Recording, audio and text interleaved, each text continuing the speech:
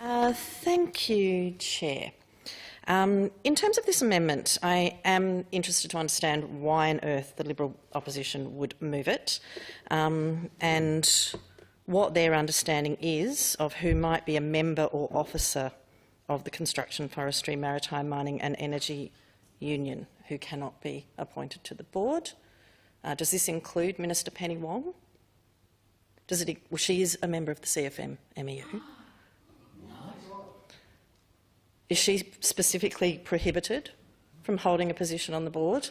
What consideration did you make at not being more specific about who you meant to be captured? Because this is a very broad class of people, and how does it accord with freedom of association principles and the Liberal Party? Ms Lansing. I did outline in my second reading speech why we've found this particular union, we believe, isn't that the leadership, particularly represented by Mr Secker, is not fit to be represented on this particular board.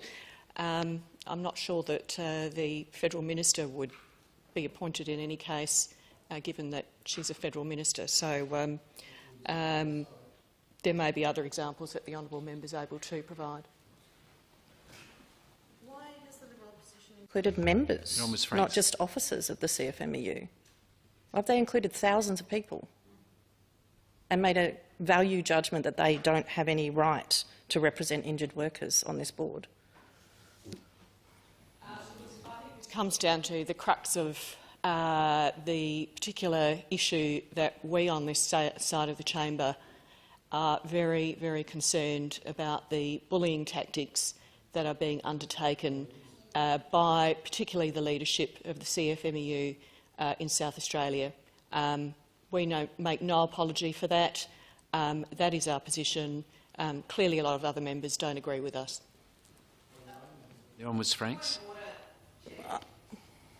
I'll listen to it. Sorry. The amendment speaks about members and officers, or officers. It does not talk about the leadership. It does not cite John Setka may not be appointed to the board. It talks about members. But she sat down. So why couldn't I now move an amendment from the floor to say, however, a member or officer of the Liberal Party of South Australia must not be appointed as a member of this board? Would you find that acceptable?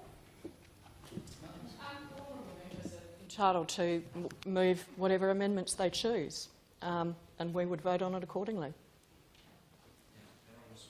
Chair, thank you. I'd like the minister to perhaps retract her statement that she just made. It is objectionable and it's offensive that you would attribute those comments to all of us, because I'm sure none of us would find bullying and inappropriate behaviour at any work site appropriate, and to suggest that we would support that and that somehow you've moved an amendment that's going to save that issue and we're not supporting it, and therefore we endorse that behaviour on a work site is objectionable, and I'd ask you to take that statement back. Look, the Honourable Ms Benares is putting words in my mouth. I will not be verbaled. I will not be verbaled by Ms Benares. She tried that 2 months ago, and I will not be verbaled by you today. The last one, because I wanted to then go to Part 2C of the amendment, in which the minister is required to certify, and Part 2B, in which the minister must undertake that they do not consult the CFMEU.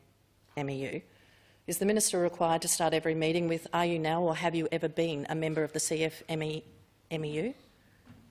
and have them sign a piece of paper to attest to that? Mr Chairman, that's an absurd suggestion. The Honourable Ms Franks. Chair, this is an absurd amendment and the Greens will be opposing it. Okay, thank you. Very quick question.